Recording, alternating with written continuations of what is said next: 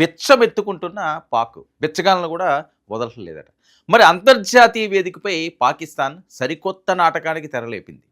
Global thriller స్క్రిప్టును మించిపోతున్న Islamabad కుతంత్రాలు. అప్పుల కోసం ప్రపంచం ముందు సాగిలపడడం పాకిస్తాన్ పాలకులకు ఫుల్ టైం జాబ్గా ఇప్పుడు మారిపోయిన పరిస్థితి.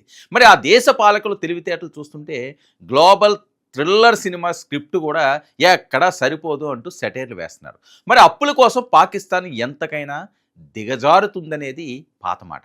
కానీ ఇప్పుడు ఏకంగా భిక్షాటన్ను కూడా ఒక ఎకనామిక్ మోడల్గా మార్చేసిందని. భిక్షాటన్ను ఒక ఎకనామిక్ మోడల్గా మార్చుకున్న దేశం ఏదన్నా ప్రపంచంలో ఉంది అంటే అది పాక్కే అంటున్నారు.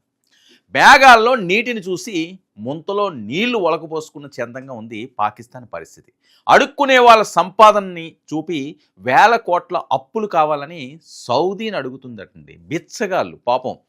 బిచ్చగాళ్ళ గురించి మనం ఎంత మాట్లాడుకున్నా సరే చాలా బాధాకరంగా ఉంటుంది.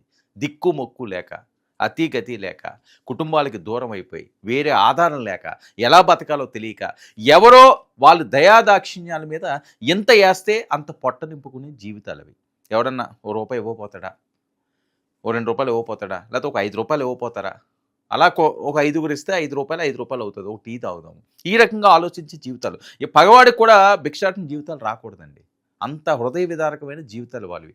ఎక్కడ పడుకుంటారో తెలీదు, ఎక్కడ తింటారో తెలీదు, తిండి దొరుకుతుందో లేదో తెలీదు, మనశ్శాంతి ఉండదు, ఎప్పుడు ఏం జరుగుతుందో తెలీదు, ఎవరు వచ్చి మీద పడతారో